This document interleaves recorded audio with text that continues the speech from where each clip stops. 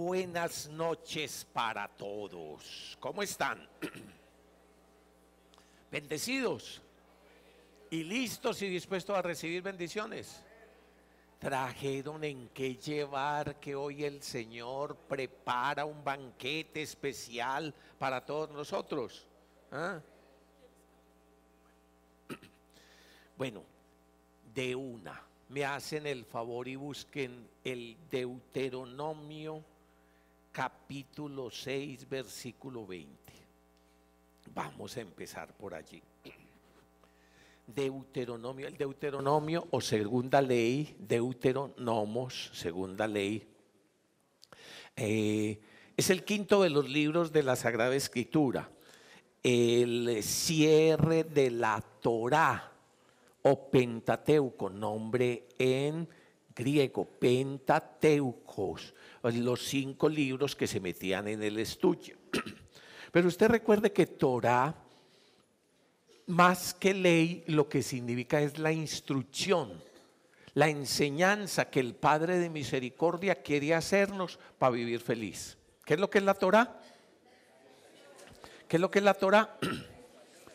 La enseñanza, la instrucción para ser feliz. Y esto es muy importante que lo tengamos siempre en cuenta. Cuando a nosotros se nos ha traducido, y es parte de la traducción, la ley, entonces la Torá como la ley, a mí me gusta mejor traducirlo como la raíz hebrea de Torá, que habla de instrucción, que habla de enseñanza. Porque nosotros, más que otros pueblos, tenemos una cierta tara en relación a cuando nos dicen que algo es la ley. Tan es así que muchos de ustedes todavía cuando les dicen llegó la ley, ahí mismo se abren. ¿Ah?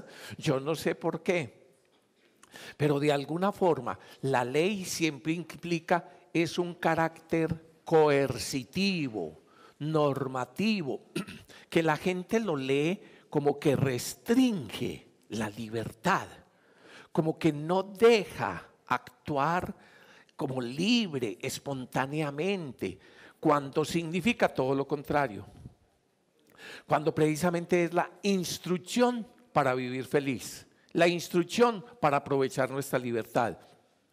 Es la enseñanza que un padre, que una madre, después de haber vivido, entonces le enseña a sus hijos, ¿para qué? Para que sea feliz. Entonces piensa en un papá, en una mamá, transfiriendo los mejores frutos de la experiencia de su vida. Por ejemplo, está dejándole el negocio a sus hijos y entonces le está dando las claves, mijito, vea, pilas con esto y ojo con esto, ya, porque es la instrucción especial que uno le quiere dar a los hijos, esa que le costó tanto a uno. Esa que a punto de tantos errores y tantos dolores de cabeza, uno por fin aprendió. Entonces, cuando piensen en la Torá, tenemos que pensar mejor en qué, en la instrucción para ser feliz, en cómo vivir realmente en la libertad. Por eso termina la Torá con estas palabras: cuida de guardar, de practicar lo que te hará feliz. Y por eso también siempre va acompañada de esta palabra: escucha, hijo mío, Shema, escucha, hijo mío, y cuida de practicar ¿qué? Lo que te hará feliz. Muy bien, colocándonos pues en ese contexto, fíjense lo que dice en el libro del Deuteronomio, capítulo 6, versículo 20. Cuando el día de mañana tu hijo te pregunte, ¿qué son estas normas, estos estatutos, estos preceptos, estas instrucciones que Yahvé nuestro Dios nos ha prescrito, nos ha mandado? Tú le dirás a tu hijo. ¿Cómo empezó? Capítulo 6, verso 20, ¿cómo empezó? Cuando el día de mañana, ¿quién? Tu hijo, que te diga que ¿alguna vez su hijo o un ser querido se ha acercado a usted y le dijo, oíste, ¿eso qué? ¿Qué es eso? Pues seguramente hasta los que tenemos hijos, a ver, levanten la mano los que tenemos hijos, levanten la mano, tantas manos cuantos hijos tengan, muy bien, por ahí va la cosa, muy bien. Ahora, cada rato su hijo le dice, ¿y para dónde van? Y otra vez, ¿y eso qué es? ¿Ah? Lástima que a veces la manera de preguntarle a uno, lástima que a veces la manera de preguntarle a uno, dejen de empujarme, es a veces de una forma como maluquita. Otra vez a misa, otra vez para eso. Mire, este tema que vamos a trabajar hoy es fundamental. Este tema es fundamental. En primer lugar, es la referencia hacia los hijos, padres e hijos. Gracias, mía. En primer lugar, es la referencia de padres e hijos, pero es mucho más hondo lo que vamos a hablar. Padres e hijos, y lo que hay detrás de esto que vamos a hablar es una generación a otra generación. Detrás de esto está también el tema de la tradición. Esto es muy importante que lo entendamos. Y detrás de esto hay otro elemento que usted va a entender. El cuarto mitzvot, el cuarto mandamiento. ¿Cuál es el cuarto mandamiento? Ah, sí se lo saben. ¿Cuál es el primero? ¿Cuál es el segundo? ¿Cuál es el tercero? Note esto, esos tres que me acabo de decir son los mitzvot o mandatos, o como usted ya sabe mejor, las instrucciones. ¿Las qué? Instrucciones, ¿para qué? Para ser feliz. Y el primero es el más importante. Es la fuente y fundamento de eso. No es que entonces ahí estaban viendo, a ver, ¿cuál ponemos primero? No, pone este, no, pone aquel, no, a este se ve más bonito, no, este está más largo. No. Es que el primero es lo primero. Es que usted no puede armar un edificio de 10 pisos por el 10º, ni por el 9º, ni por el segundo. Lo tiene que armar por el primero. Es que usted siempre cumplió primero, un año antes que 10. Es que lo primero es lo primero y la fuente de lo que sigue. Le estaba diciendo que esos tres primeros mandamientos que usted me recordó constituyen los mandamientos de la primera tabla. Los que no saben de estas cosas, cuando tratan de pintar los 10 mandamientos en las dos tablas, entonces creen que están equilibrando una balanza y entonces 5 para un lado y 5 para el otro. No. La primera tabla habla de la relación del hombre con Dios y cómo debe ser esa relación del hombre con Dios para ser feliz. ¿Y sabe cuál es la segunda tabla? ¿Cuántos 7 mandamientos tiene la segunda tabla? 7, muy bien. ¿Cuántos 3 mandamientos tiene la primera tabla? La primera tabla es sobre ¿qué? ¿Cómo nos debemos relacionar con Dios? ¿Para qué? Para ser felices. O también hay que decir, como el paciente del odontólogo, hagámonos pasito. ¿Cómo relacionarnos con los otros? ¿Para qué? Para ser felices, para ser felices.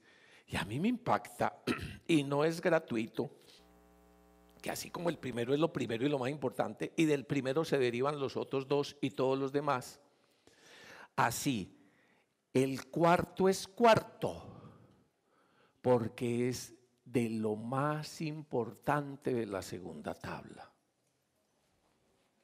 Sí. Lo va a ver y lo va a ir entendiendo poco a poco. ¿Cuál es el cuarto? Honrar padre. Oíste, eso está grave. ¿Qué significa eso de honrar padre y madre? ¿Y para dónde va esto que le estoy tratando de hablar?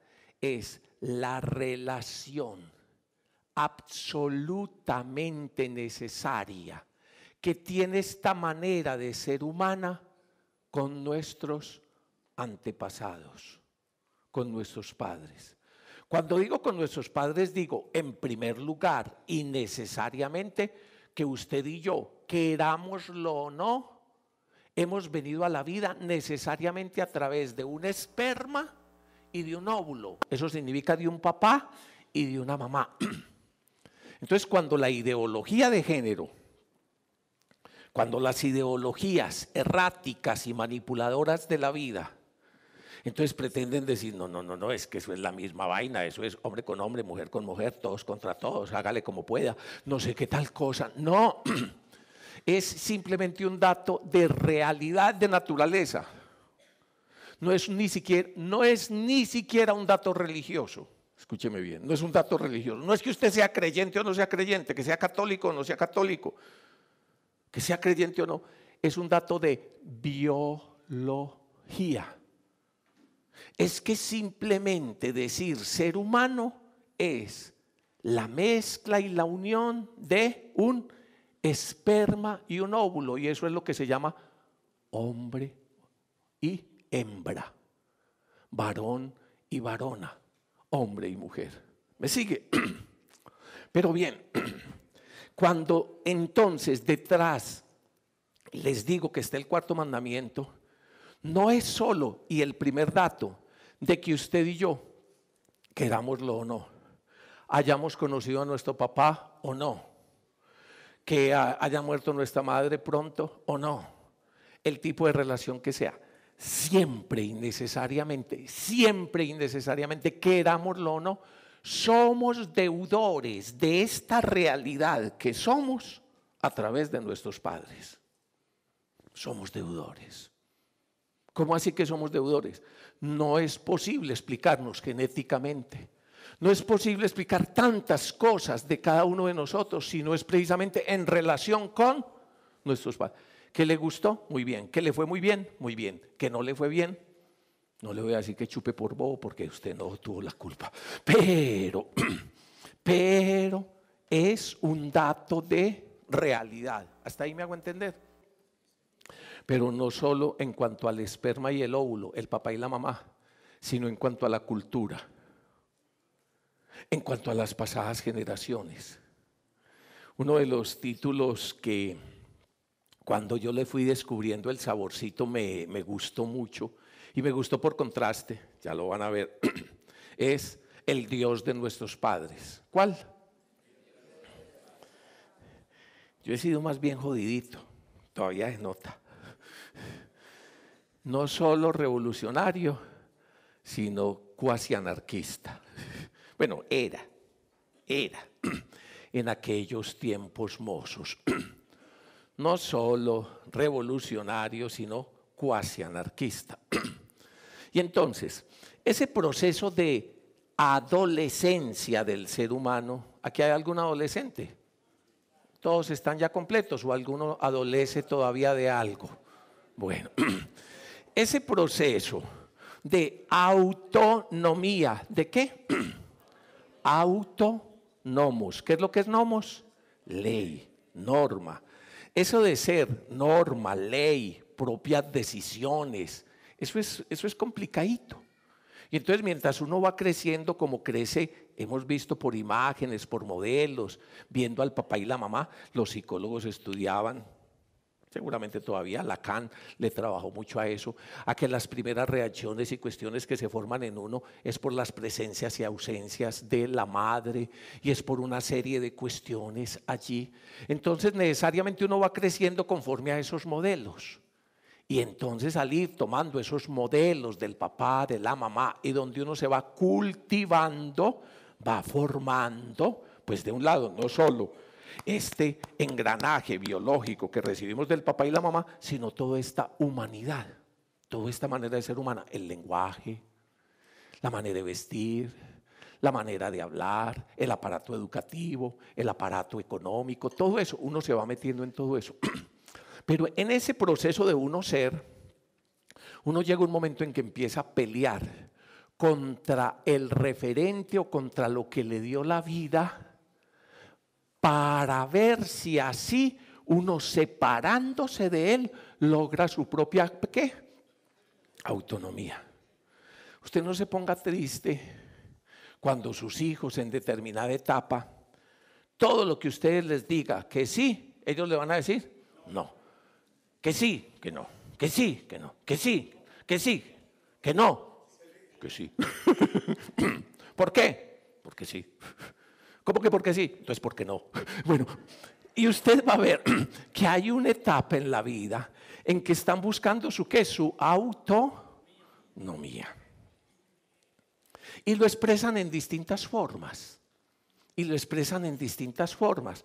Porque después de haber crecido en esa unión con el otro, en esa cuasi simbiosis con el papá y la mamá, en ese que el papá y la mamá son los superhéroes, y en eso que esa cultura les da, llega un momento en que dicen, no, bueno, entonces ¿yo qué vengo a hacer? ¿Yo qué soy? Yo no soy meramente un apéndice de mi papá y mi mamá. Y entonces en esa realidad adolescente de adolecer, hay muchos que se van hasta el otro lado para, con el péndulo, ir hasta el otro lado a ver si logran su ¿qué? Autonomía. ¿Me voy haciendo entender? Entonces, para mí, un poquito revolucionario y hasta anárquico, les decía, fue una alegría redescubrir el Dios de mis padres. Yo peleé mucho con el Dios de mis padres. Inclusive, lógico, nací en una familia católica, creyente, por aquí a unas cuantas cuadras crecí, en otra parte nació un hermoso niño, pero por otro lado. Entonces, por aquí crecí. Todavía me acuerdo cuando que el papá y la mamá iban para misa. Bueno, y todos para misa, todos, nos vamos. Yo no voy a ir. ¿Cuántos años tendría? 12, 13. ¿Cómo que no va a ir? O se arregla o se arregla. Pues no voy. Póngala como quiera. En fin, deje así. Sus hijos tienen mucha esperanza. Ustedes también con ellos. Entonces, no, que no voy a ir y que no voy a ir. No, yo mejor me quedo aquí. Para ir allá lo mismo, para tal y tal. Apenas estaban haciendo la iglesita de Calazán. Mientras tanto nos reuníamos en el otro salón de allí. En fin, eran épocas pasadas. Y no les voy a hacer largo el cuento porque yo veo que ustedes no tienen cara de chismosos, ni a contarles qué pasó después y con una y con otra y otras situaciones e ideas y experiencias. Pero cuando el Señor me volvió a traer, a veces hasta contravía y a veces hasta contra mi manera de ser, yo veía que Él me llevaba y me llevaba de nuevo a su experiencia cristiana y peor. Como que peor a la iglesia católica. Yo decía, yo allá no vuelvo ni por nada. Entonces, porque para mí eso era como la atrocidad de la atrocidad. Y cuando por fin el Señor me fue trayendo y me fue mostrando toda la riqueza de su amor, de su presencia, de su actuar y toda la riqueza de la iglesia, todavía por ejemplo tengo claro lo primero que le dije al decano de la Facultad de Teología cuando llegué, después de haber estudiado filosofía en la Universidad de Antioquia. Hombre, yo vengo aquí porque yo he hablado muy mal de la iglesia. Toda mi vida he peleado contra ella, no sé, como usted no imagina. Y yo vengo aquí porque yo veo que el Señor me está trayendo, pues de un lado ya una experiencia cristiana y de otro una experiencia católica. Entonces yo quiero conocer desde adentro cómo es esto. Eso... Cuando eso el decano era Alfonso López el bueno, no el otro. Entonces, aquí había dos Alfonso López, en fin. Entonces, lo cierto es que el tipo muy sabio, decano de la Facultad de Teología, me dijo, hermano, entre a estudiar, entre bien pueda, vaya estudiando. Y cuando por gracia de Dios fui descubriendo al Dios de mis padres, y cuando digo el Dios de mis padres no es simplemente el de mi papá y mi mamá, mi papá muy devoto del corazón de Jesús. Y al Dios de mis padres de su tradición religiosa, sino al Dios de Agustín, al Dios de aquel y aquel otro, al Dios de Pedro, al Dios de Juan, al Dios y Padre de nuestro Señor Jesucristo, al Dios de Moisés, al Dios de Abraham, al Dios de Jacob. O sea, que es que esta vida no empezó conmigo, que es que esta historia no empezó conmigo, y que es que esta experiencia de Dios no empezó conmigo, ni va a terminar, pues sí parece que vaya a acabar conmigo, pero esta experiencia ni empieza ni termina con uno, sino que es una experiencia que lo trasciende a uno y que yo, como cada uno de nosotros, somos en la realidad de esa humanidad que recibimos lo humano, ya le expliqué, desde el espermatozoide y el óvulo, desde el lenguaje de la cultura, desde la experiencia de Dios, desde cuando nosotros nacemos hoy en medio de estas familias y culturas, traemos la riqueza, y a veces hasta las taras, de toda una tradición y de toda una historia. Cuando un muchacho hoy, ya desde niño, está con acceso a un teléfono inteligente, está con acceso a un computador, está con acceso a una cantidad de cosas. Imagínense, es que detrás de cada una de esas experiencias hay siglos y siglos y siglos de experiencia humana, si me hago entender. Todo eso lo vamos recibiendo, lo vivimos y lo transmitimos. ¿Oíste? ¿Y eso qué tiene que ver con ese salmo? ¿Oíste? ¿Y eso tiene que ver con Deuteronomio 6:20? Todo que ver, todo que ver. Porque precisamente lo que tus hijos y lo que todos nosotros como seres humanos queremos entender es esos ritos, esas normas, esas creencias, esa carreta, eso que ustedes dicen, eso como ¿de dónde? Eso es lo que le están diciendo sus muchachos. Apenas medio reciben las primeras brochazos, brocha gorda, como son los profesores de la mayoría de los sitios, apenas reciben los primeros brochazos en sus universidades, los muchachos vienen enceguecidos por esos brochazos a decir, nada de lo de ustedes es verdad. Todo eso es carreta y mentiras. Ustedes cavernícolas, ustedes qué tal cosa, ustedes qué tal otra. Y lo que vienen es a rechazar el Dios, la cultura y la vida de sus padres en el fenómeno pendular adolescente en el que se mantienen. Y entonces yo sé que muchos se descorazonan. Pero cuando estoy hablando, entiéndame que cuando estoy hablando padres, hijos, honrar padre y madre, es de un lado la relación padres con hijos, ¿ya? Y nosotros ahora hijos con nuestros padres, pero ya me entendió que es mucho más que eso. Es la relación padres como humanidad con hijos como humanidad. Esto que les estoy diciendo es muy importante. Es que usted y yo somos padres de toda esta nueva humanidad que está surgiendo, de todos estos muchachos. Una de las experiencias bonitas que el Señor le da a uno cuando uno es papá o mamá es que a punto de que los hijos de unos van haciendo todos esos procesos, uno comienza a sentir, a vivir, a experimentar en su corazón, que a veces hasta con los que tenía rechazo, por ejemplo, los muchachitos adolescentes de determinada época que son dañinos como un berraco, que son tal cosa y tal otra. Cuando los hijos de uno están en esa edad, en la edad de la caca del gato, no hay cómo cogerla, es una cosa horrible. Cuando están en esa edad, uno como papá y mamá comienza a experimentar que uno es papá y mamá de todos esos de esa banda, de todos esos de esa tribu, de todos esos que están viviendo la misma situación del hijo de uno y de la hija de uno. ¿Sí me voy haciendo entender, cierto? Entonces el Señor le da la oportunidad a uno de nuevo de mirar la vida. Esto de ser papá y de ser mamá es un sacramento espectacular. Es un sacramento espectacular. Es un sacramento que nos va metiendo en el corazón de Dios Padre. En el corazón de Dios Padre. En los sentimientos de Dios Padre cuando nos mira. Y así como usted cuando mira a su bebé, entonces es único y precioso. Aquí cada rato vienen con bebés, verdaderos milagros. Y si usted quiere tener bebés, pídale al Señor que esta misma noche acá en embarazo.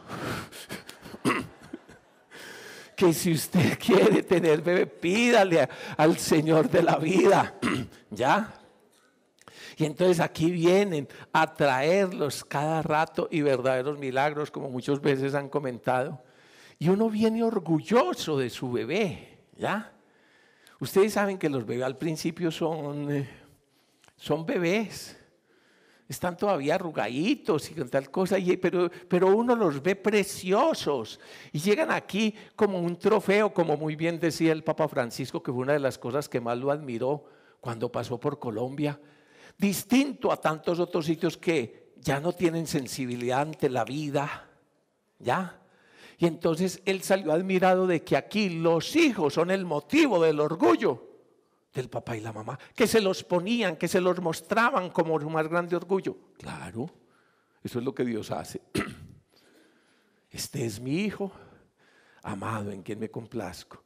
Y aun cuando vengan así bebés todavía arrugaditos y todo eso, yo ya he aprendido a salirme bien.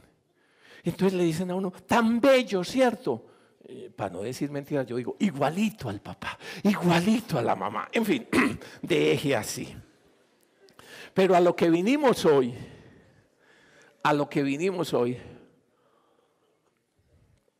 es uno de los dones maravillosos del Señor, es que como somos, veíamos hace 8 días, discípulos creciendo en esto de humanidad, siguiendo, forjando modelos y ojalá sea detrás del Señor, usted y yo tenemos el derecho y la obligación de ayudarle a nuestros hijos a encontrar las respuestas más profundas a las situaciones fundamentales de la vida.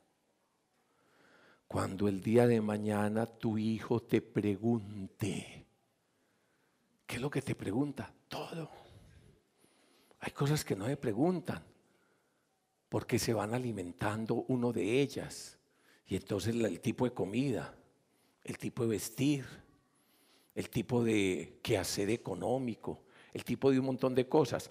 A veces surgen algunas preguntitas, esto sí me queda bien. A veces surgen algunas preguntitas, esto tal cosa, ¿ya? Pero uno va aprendiendo y uno está respondiendo a esas preguntas en la vivencia diaria. Eso es lo que se llama una tradición vital, la vida. Vital, oral, pero vital, a partir de todo un montón de experiencias.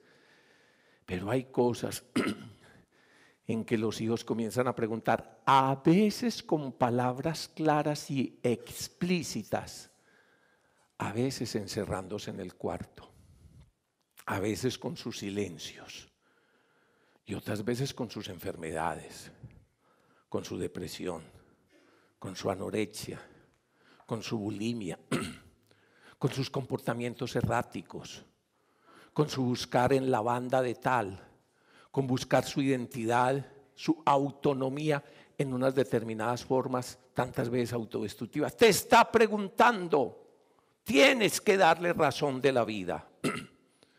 Te está preguntando. En la Pascua judía, lo vamos a recordar, una tradición judía que parte de muchos de estos textos, que los hijos como que tienen 4 formas de preguntar y ellos los iluminan desde distintos textos. Este, por ejemplo, de Deuteronomio 6:20, es la manera de preguntar del hijo sabio. Del hijo sabio. ¿Qué son esas normas, esos preceptos, esa manera de vivir que nos se siente incluido, que nos ha enseñado o mandado el Señor? Hay otros que son de la línea anárquica que le decía hace rato, eso de ustedes, esa vaina de ustedes. Hay otros que ni siquiera saben preguntar, ¿se acuerda? O no saben preguntar o son el hijo sencillo, eso que les decía, ese cuando está enroscado el muchacho y la muchacha, allá metida en el cuarto y nada lo satisface, y nada lo llena. Es que ser humano es muy berraco. Es que existir es muy duro. Y uno está esperando luces sobre esta realidad de ser. No solo sobre estos cambios biológicos que se dan en el crecimiento, sino ante las incertidumbres de la vida, ante los problemas más graves. En medio de de estos bárbaros que se adueñaron de los medios de comunicación. Cuando cualquiera escucha una semana de noticias, ¿qué puede pensar o decidir? Darse un tiro. Vivir en este mundo. Y eso es lo que nuestros muchachitos están mamando desde bebés. Estos bárbaros que se apropiaron de los medios de comunicación. Que todo lo que ponen, y con un problema más grande. Antes, cuando vivíamos por allí, había uno de la barra, que el papá era el encargado de la página roja del Colombiano. ¿A alguno le tocó esa época? Pongan cara de que sí, hombre, no me hagan sentir a mí solo viejo. Muchachos, hubo una época donde las noticias malas de inseguridad, de violencia, de tragedia y de todo eso, solo eran una página del diario y de los noticieros. Una época en que solo era, ¿usted se acuerda? Solo era una página. ¿Cómo se llamaba? La página roja. Uno sabía que cuando llegaba a esa página salía chilgueteado. Ahí salía uno chilgueteado. Y allí pasó tal cosa, y pasó tal otra, y por acá Peto lo secuestraron, que por fin se pudo volar, que tal cosa, que le hicieron esto, que hicieron tal cosa, que esto, que ta. Pero el resto era casi normal. Era casi normal. Era la vida casi normal. El señor entonces, era el encargado de la página roja y no dejaba salir esos muchachitos. No dejaba salir los jóvenes. ¿Cómo vivía el pobre? Traumatizado, asustado. ¿Y cómo hizo crecer a sus hijos? Traumatizados y asustados. Ahorita fue porque mal de muchos. ¿Qué voy a hacer con mis hijos? Entonces cerrarles todos los canales y apagar todo. Porque como les dije, los que dejamos adueñar de los medios de comunicación, esos neuróticos esquizofrénicos que están adueñados de los medios de comunicación, le quieren hacer pensar, bajo un supuesto venta del rating, que este mundo es un caos horrible, un infierno horrible, un infierno. Es que las cosas buenas no venden. Es que si alguien está, si pasó una cosa buena, pues eso no le importa a nadie. Entonces lo que le quiero decir es que los muchachitos y los jóvenes y en los distintos niveles van creciendo con una mirada distorsionada de la realidad, con una mirada traumática de la realidad, que es propio de las zonas de guerra terrible, de violencia, donde efectivamente viene una mirada terrible de la realidad. Eso habría que detenernos aquí más psicológicamente, pero no tenemos tiempo. Pero ¿para dónde voy? ¿Qué es lo que a usted y a mí nos interesa? Nuestros hijos. Nuestros hijos les toca enfrentar esa incertidumbre. Nuestros hijos les toca enfrentar esa angustia. A nuestros hijos les toca enfrentar todo eso. A las nuevas generaciones les toca enfrentar todo eso. Cuando el día de mañana tus hijos te pregunten, y entonces, ¿qué es eso que tú piensas? ¿Qué es eso que tú vives? ¿Qué es eso que estás haciendo? ¿Qué son esos preceptos? Dizque Dios. ¿Y cuál Dios? Porque si Dios existiera, no permitiría que pasara todo esto. Es lo que nos dicen. Porque nada de lo bueno que hay los han cerrado. Los han cerrado, no se los permiten ver. Muchachos, y es a nosotros a los que nos toca dar respuesta. Es a nosotros, es a esta cultura a la que le toca dar respuesta. Cuando hoy nuestros hijos nos preguntan, ya le dije a través de las tantas formas de preguntas que hay que hacer, cuando las nuevas generaciones nos preguntan, ¿qué vas a decir? Escuche, este texto es fundamental.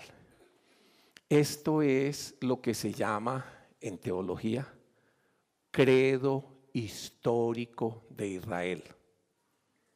¿Cómo se llama?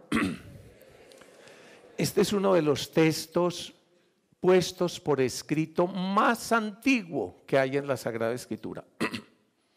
Este es uno de los textos más antiguos que hay en las Sagradas Escrituras. ¿Y qué pasaba con él? Está hablando de esto que le estoy comentando. Y escuche cómo es la respuesta. Cuando el día de mañana te pregunte tu hijo, ¿qué son esos estatutos, esos preceptos, esos mitzvot, esas normas, esas instrucciones que Yahvé nuestro Dios nos ha? Este es el hijo sabio, porque es que atravesar la adolescencia hay distintas formas. Si usted lo ha sabido amar, si usted ha sabido ser testimonio en muchas cosas, él está logrando su autonomía, pero se siente incluido en las riquezas que usted tenga. ¿Ya? Si usted ha sabido dar testimonio, si usted ha logrado hacerse amigo, si usted ha logrado que él experimente su amor y todo eso, cuando él está logrando su autonomía, está creciendo, va a saberse nosotros. ¿Ya? Cuando no, va a saberse ustedes. Pero para todos hay respuesta, tranquilo. Y entonces sigue diciendo, le dirás a tu hijo, éramos esclavos de Faraón en Egipto, y Yahvé nuestro Dios nos sacó de la tierra de esclavitud con mano fuerte. Yahvé realizó a nuestros propios ojos, delante de nuestros ojos, señales, prodigios grandes y terribles en tierra de esclavitud en Egipto contra Faraón, los opresores y toda su casa. Y a nosotros nos sacó de allí para conducirnos y entregarnos la tierra que había prometido bajo juramento a nuestros padres. Y Yahvé nos mandó que pusiéramos en práctica todas estas enseñanzas, que conociéramos y temiéramos al Señor nuestro Dios, para que fuéramos felices siempre y nos permitiera vivir como hasta el día de hoy. Tal será nuestra justicia, cuidar de poner en práctica todas estas instrucciones ante Yahvé nuestro Dios, como Él nos lo ha prescrito. Esto es maravilloso, muchachos. Le dije que esto es el más antiguo credo de Israel. Y son credos históricos. Pero yo sé que muchos de ustedes inmediatamente me dicen, bueno, ¿y a mí qué? ¿Y qué hago con ese muchacho? ¿Y qué hago con esa muchacha? ¿Y qué hago con esa situación? ¿O qué hacemos? ¿Saben qué? Cuente la historia. Nuestra fe, vea, cuando a un judío o a un cristiano se le pregunta en qué cree, responde contando la historia. ¿Cómo fue la cosa? ¿Cómo fue? Cuando a un judío o a un cristiano, ¿ya? El del primer testamento y los que tenemos la plenitud de la revelación, Antiguo y Nuevo Testamento, se nos pregunta en qué creemos, ¿qué hacemos? Contamos la historia, contamos la historia.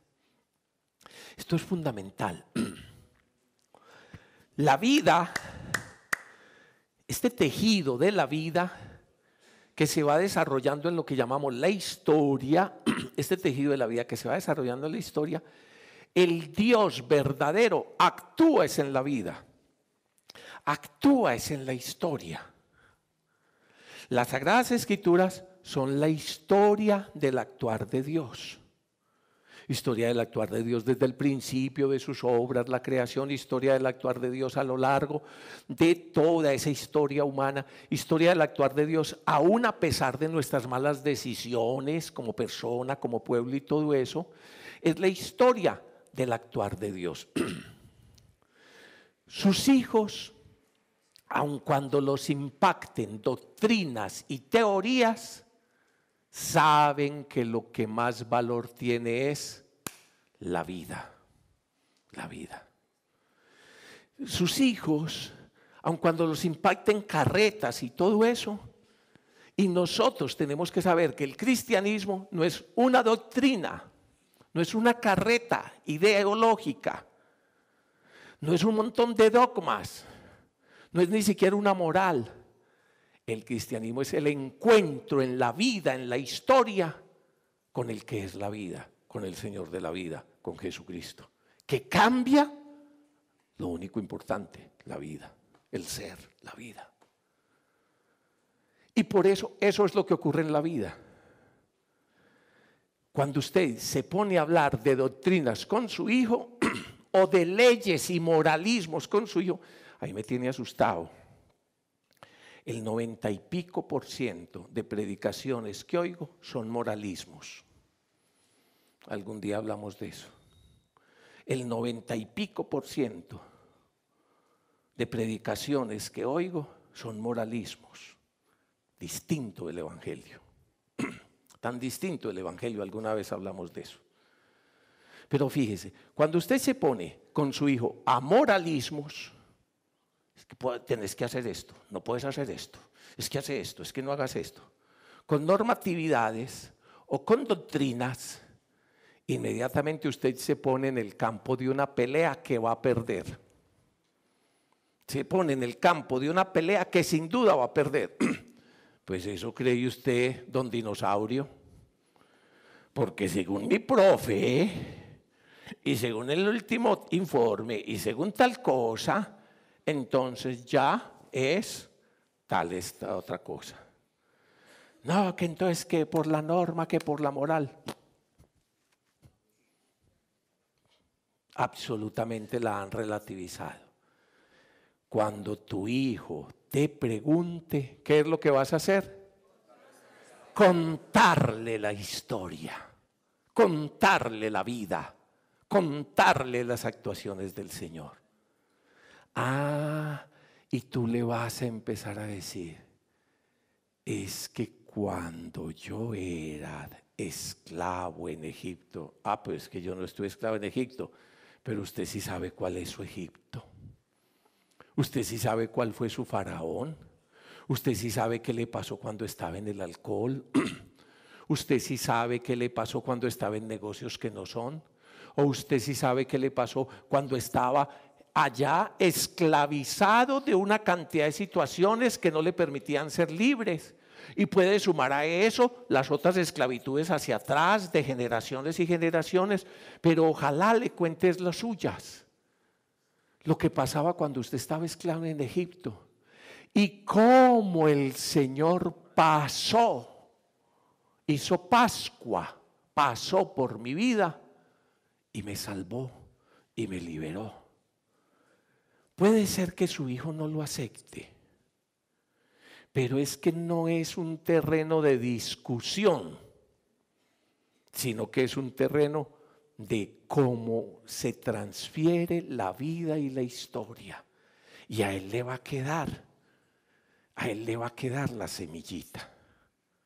¿Sí me voy haciendo entender? Es muy distinto a como nosotros nos trataron de meter la fe. A nosotros nos trataron de embutir la fe como normas, como catequesis, como preceptos, como contenidos, como doctrinas, como ritos, como una cantidad de cosas. Y por eso a cualquier sacudón que le da a uno la vida, ahí mismo voló todo eso. ¿Qué es lo que hay que contestar? Contar la historia.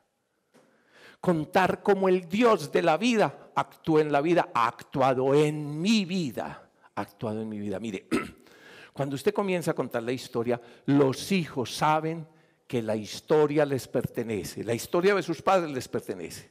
Con esto me hago entender.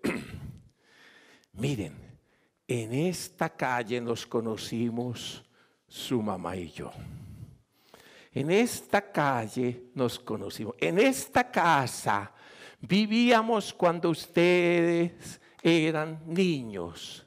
Mire, en esta forma fue la primera vez que nosotros tal cosa. Ellos saben ahí conjugar nos. Porque si no hubiera salido de Egipto, nosotros estaríamos esclavos o no existiríamos. La historia tuya le pertenece a tus hijos. Ellos necesitan la palabra que se la explicite, que se la ilumine. Pero la historia tuya le pertenece a tus hijos, son sus genes. Entonces en uno está toda esa vaina de los genes, del genoma, y a toda hora se está reproduciendo según ese sistema, pues no nadie da cuenta. Y a toda hora está que el hígado, que está que los pulmones, que está el corazón, todo eso trabajando y uno no se da cuenta. Pero hay cosas que uno tiene que darse cuenta. Y cuando usted comienza a contarle a sus hijos esas cosas, eso les pertenece. Y cuando usted comienza a contarle sus fracasos y sus miserias y cómo Dios, o sus alegrías y sus triunfos y cómo Dios actuó. Por eso algunos no saben por qué puse aquí Lucas 24:32. Que es Jesucristo con los peregrinos de Emaús. ¿Qué es Jesús? Con ese par de desorientados que no saben leer la vida. Esos somos nosotros. Un par de desorientados que no sabemos leer la vida. ¿Qué van haciendo por el camino? Peleando y discutiendo. Eso es lo que van haciendo. ¿Qué hace uno como pareja 23 horas y media del día? Discutir por el camino. Discutir, ¿por qué? Porque es que falta tal cosa, porque es que si esto, porque es que si tal cosa, porque si esto, tantas cosas que eso no es fácil. Y a punto de tanta pelea y discusión, se fueron parando con aire entristecido, dice el Evangelio según San Lucas en la descripción de lo que ocurre con los peregrinos de Emaús. Hombre, cómo lo paralizan a uno las peleas, cómo lo cansan, cómo le quitan los sueños, las ganas de vivir, cómo lo hartan a uno, todas esas contradicciones. Pero es que tenemos motivos, sí. Es que aquel en que nosotros esperábamos, fíjese lo que pasó. Es que aquel en que nosotros creíamos, fíjese en lo que paró. Es que fíjese qué problema, es que fíjese qué situación, es que fíjese qué enfermedad, es que fíjese qué deuda, es que fíjese qué ta. Porque como le dije, vivir es muy berraco. Tanto que termina matándolo a uno. Pero entonces, en este camino de la vida, el mismo Jesús se acercó a caminar con ellos. Y es precioso el texto, con la palabra, con el evangelio abierto. Y entonces dice, les fue explicando lo que había sobre él, cómo actúa él. Les fue explicando lo que había sobre él en las Escrituras. Entonces la imagen es preciosa. Es Jesús caminando con uno y explicándole el porqué de las situaciones que uno no entiende, que a uno lo están matando, las situaciones de crisis, de cruz. Y él comienza a explicarle a uno. Y tenemos que aprender a leer la vida, muchachos. De resto, son funciones instintivas como vacas. El resto de las cosas que hacemos es luchar por sobrevivir. Pero lo que nos marca la diferencia es que tengamos que aprender a leer lo que está pasando, la vida. Esa es la palabra. Y cuando es la palabra de Dios, es la palabra que ilumina la vida. ¿Cómo va a iluminar la vida de uno? Esas luchas que uno vive a diario. ¿Qué luchas? Contradicciones. ¿Qué montón de cosas le salen a uno al contrario? ¿Y cómo le van a uno sacando la berraquerita, no? Para eso que nada me sale. ¿Ya? Pero a veces esas cosas son insignificantes ante cosas graves. Enfermedades. Problemas graves de los que uno ama, con los que uno ama. La muerte. Tantas cosas. ¿Y qué decir ante esto? ¿Qué palabra vamos a decir ante esto? Bendito sea Dios que se acerca y nos enseña a leer la vida.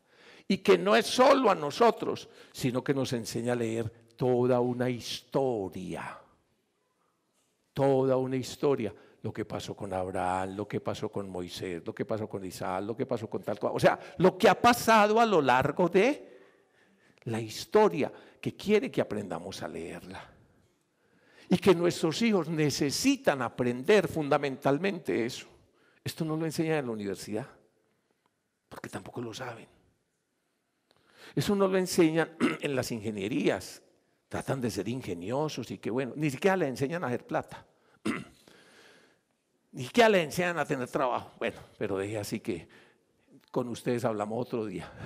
Pero lo primero y fundamental, aun cuando aprendiera a hacer plata, y que bueno, hay unos papás que enseñan a hacer plata, y hasta honrados, o casi honrados. Y hay unos papás que enseñan a valerse en la vida, y a valerse y a sobrevivir. Pero la pregunta fundamental que tú y yo tenemos que responder es esta: ¿para qué la vida? El sentido de la vida. Y cómo Dios acontece en todo eso. ¿Y cómo lo vamos a hacer? Contando la historia que a pesar de las luchas, caídas y dificultades, hemos descubierto, hemos vivido y damos testimonio de que el Dios vivo ha convertido en nosotros en una historia de salvación, en una historia de bendiciones, en una historia de bendiciones. Por eso, entonces es por lo que este texto genial, este texto, como le dije, de los más antiguos credos históricos, y no el más antiguo. Entonces al contar, y a nosotros, fíjese, es el plural de primera persona, y usted ya va entendiendo por qué su hijo está incluido. Su hijo está incluido. Las nuevas generaciones están incluidas en los logros y en las luchas que hemos tenido. Y a nosotros nos sacó de allí para conducirnos y entregarnos la tierra que había prometido. Y no es simplemente cosa de azar. Esa mostración o revelación de Dios no es al azar lo que pase, no. Hay un plan, hay un proyecto. Hay un proyecto. Mire, hay una angustia terrible en el ser humano, en todo ser humano. Porque si simplemente estamos lanzados al azar, al caos, para tratar de sobrevivir, y lo mejor que nos puede pasar es suerte, a ver cuánto sobreagüe y cuánto sobreviva, hasta que uno no sabe que detrás de esto hay un plan, un para qué, de alguien que sabe y puede. ¿Por qué la confianza del niño? Porque supone que mi papá y mi mamá saben. Es que nos estamos trasteando. Es que es tal hora. Estamos en media calle. Estamos tirados en tal parte. Eso no es problema, a dormir. En los brazos del papá y la mamá. ¿Por qué? Porque el man tiene que saber. La mamá tiene que. La mamá tiene que saber. La angustia del niño. Y la angustia de los niños abandonados y la angustia del hombre es cuando se da cuenta que este papá y esta mamá tampoco saben. Estuvimos en Coveñas en diciembre, enero, y fue una alegría volver a ver la cantidad de pelícanos otra vez. Hace años que no veía tantos. Y una cantidad de bandadas, usted los ve cómo van formando, cómo van haciendo. Y llegó uno nuevo, se ve que era cachaco el tipo, y se puso detrás de los otros, ¿oíste? Pero qué maravilla, ¿cómo hacen ustedes? ¿Ah? Qué maravilla se puso, ¿oíste? ¿Y esto qué? ¿De qué se trata? ¿Para dónde van? ¿Cómo vas a ver, hombre? Yo voy siguiendo a preguntarle. Y entonces el cachaco se adelantó, ¿oíste? ¿De qué se trata esto? ¿Que para dónde vamos? ¿Qué voy a saber? Y jodió, hasta que le dijeron, anda a preguntarle al de adelante. Pues se adelantó como pudo en medio de las corrientes de aire, y cuando llegó donde el primero, ¿oíste que para dónde vamos? ¿Que de qué se trata esto? ¿Yo qué voy a saber? ¿No ves que todos estos me están empujando? Si esa es la respuesta que le hemos dado ante la vida. Si la angustia les ha crecido cuando descubrieron que el papá y la mamá estaban más desorientados que ellos, más desubicados que ellos. Imagínense uno con un papá alcohólico, drogadicto, con una mamá con 1000 cosas. Con razón se van a buscar un modelo en el que sea el jefe de la pandilla, aquel otro populista, aquel profe, aquello, lo que sea. Cuando uno descubre, como acabé de leer, es que esto es según el plan, las promesas de Dios. Es que Dios está actuando en esto. Cuando uno siente, experimenta, vive las raíces de la paternidad de Dios.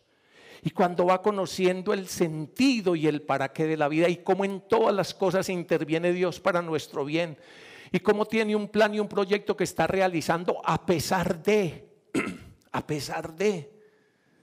entonces mi alma descansa tranquila, mi corazón descansa tranquilo. Muchachos, tenemos la alegría de la fe. La fe no es una mera creencia ideológica, no es una mera cosa por allá rara. No. La fe es esa respuesta de la vida ante un Dios cercano que se revela y actúa en mi vida. Es la certeza de saber qué es, que el que era y lo creó a todo está actuando hoy y va a seguir actuando en mi vida, y que hasta la plenitud se ha manifestado en su Hijo Jesucristo, donde ha vencido todas las miserias del hombre, hasta el último enemigo, la muerte. Bien sé en quién me he confiado. Qué bueno que hoy permitamos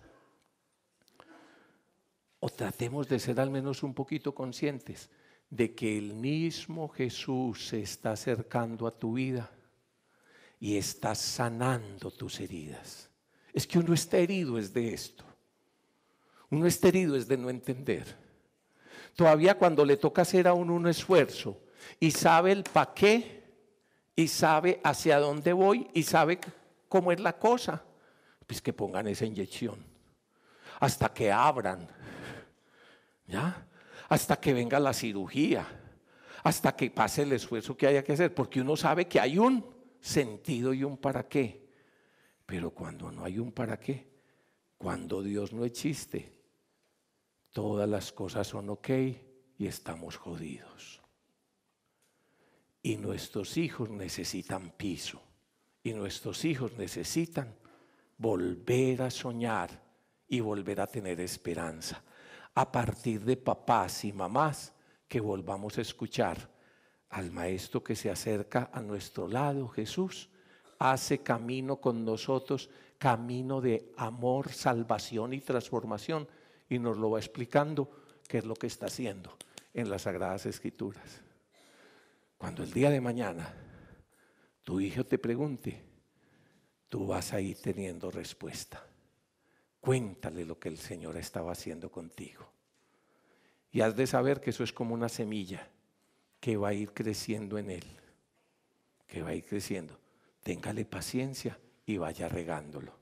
Termino con una alusión y los invito a que nos pongamos de pies al Salmo 78,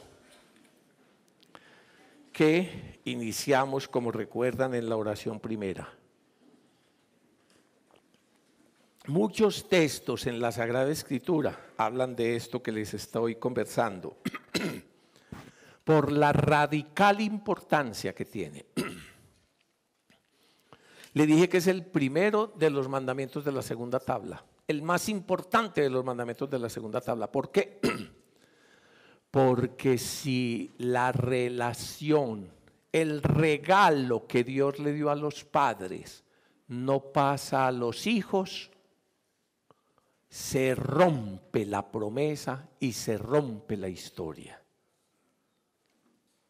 Por eso, la obra del Mesías, como dice en Malaquías, al final del Antiguo Testamento es, y es la tarea del profeta, yo haré volver el corazón de los padres a los hijos y de los hijos a los padres. Algunas veces tenemos experiencias en otros países con hijos del ateísmo, con hijos y generaciones, 2 o 3 generaciones de ateísmo. ¡Qué lucha, muchachos! cómo trataron, en algunos lo lograron, de cortar esa relación de generación de padres y de todo lo que hay hacia atrás, hacia los hijos. Por eso la catástrofe de Israel es cuando los padres rompen con los hijos y cuando los hijos rompen con los padres. Por eso el principal mandamiento de la segunda tabla es honrar padre y madre. Para ellos es fundamental. Y nosotros nos tenemos que volver expertos en esto. Expertos en esto. Que es todo lo distante a cantaletoso. Que es todo lo distante a ritualista moralista. Que es todo lo distante a todo esto. Que va más por este lado existencial de Jesús. Que se acerca a uno. Que camina con uno. Que ha venido a buscar y salvar lo que estaba perdido. El que nos da la confianza de que los brazos del Padre siempre estarán abiertos para el Hijo pródigo, de que la mesa está servida, de que la vida sigue siendo una fiesta y sigue siendo un banquete, de que hay evangelio, hay buena noticia. Hace rato le dije y medio me va haciendo entender, me escandaliza que el 90 y pico % de las predicaciones son moralismos. Y no evangelio, y no evangelio, y no solo en los púlpitos, sino en las casas. Cuando nosotros comencemos a proclamar evangelio, ¿quién no quiere la buena noticia de la salvación, el amor y el sentido? Ese es Jesucristo, ese es Jesucristo. Salmo 78. Shema, escucha mi enseñanza, pueblo mío. Tiende tu oído a las palabras de mi boca. Voy a abrir mi boca en parábolas y a evocar los misterios del pasado. Lo que hemos oído y lo que sabemos, lo que nuestros padres nos enseñaron, no se lo callaremos a nuestros hijos. A la futura generación se lo contaremos. Las alabanzas de Yahvé y su poder, las maravillas que ha hecho, cómo estableció en Jacob, en su pueblo, un dictamen y puso su enseñanza para su pueblo. Él había mandado a nuestros padres que se lo comunicaran, que se lo enseñaran a sus hijos, y que la generación siguiente lo supiera y a la vez se lo contara a los hijos que han de nacer. Y que estos se alzan y se los compartan también a sus propios hijos. ¿Para qué? Para que pongan en Dios su confianza y no olviden las hazañas de Dios y sus enseñanzas observen. Ya después el Salmo sigue leyendo la tragedia de Israel, que cuando dejaron de hacer eso, les vino las consecuencias de olvidar al Señor, pero terminará llamando a que es tiempo de volver a escuchar al Señor y contarle a nuestros hijos las maravillas que ha hecho. Amén. Padre del cielo, que en tu Hijo Jesucristo nos hablas. Él es tu palabra. Él es tu conversación con nosotros. En Él nos miras a nuestros propios ojos y en Él caminas con nuestros pies y a nuestro lado en nuestro camino. Jesús, alegría de la vida. Jesús, rostro del Padre. Jesús, Emanuel. Jesús, luz de la existencia. Jesús, camino, verdad y vida. Acércate esta noche a todos y cada uno de nosotros. Hay muchas cosas, Señor, que no entendemos de nuestra vida personal, de nuestra vida como pareja y como familia, de nuestra historia como pueblo. Nos angustia y nos desconcierta, nos hace perder la esperanza. Tantas veces, Señor, también nosotros como aquellos peregrinos de Maús, vamos de espaldas a tu proyecto, cargados y cansados, descreídos, creíamos y no creemos ya, desesperanzados, esperábamos y ya no esperamos. y consecuencia de eso se pararon con tristeza, su vida paralizada en la angustia y en la tristeza, como si fuera una condena a la que han sido condenados a vivir. Pero el mismo Jesús se acercó. Evangelio de mi vida, alegría de mi vida. El mismo Jesús se acercó. Y comenzando por Moisés y siguiendo por los profetas, les explicó su actuar en la vida, en la historia. Y que a pesar de los momentos más duros, como la cruz y la muerte, Dios no nos ha abandonado y sabe sacar de allí. El Dios de la vida siempre sacará vida. Señor, gracias porque hoy te acercas a la realidad de todos y cada uno. Gracias porque tu palabra sana las heridas. Gracias porque una sola palabra tuya basta para sanarnos. Gracias porque tu palabra es luz para nuestros pasos. Gracias porque tu palabra produce lo que pronuncia, realiza lo que proclama. Gracias porque tú eres palabra hecha carne. Gracias, Jesús, por estar a nuestro lado, por vivir con nosotros, entrar a nuestra casa y hacer de nuestra vida una fiesta. Gracias, Señor. Gracias, Señor. Gracias, Señor. Quiero alabarte sin parar todos los días, que tu presencia sea el anhelo de mi vida. Yo quiero hacer tu voluntad, Señor, yo te quiero agradar. Yo quiero darte siempre el primer lugar.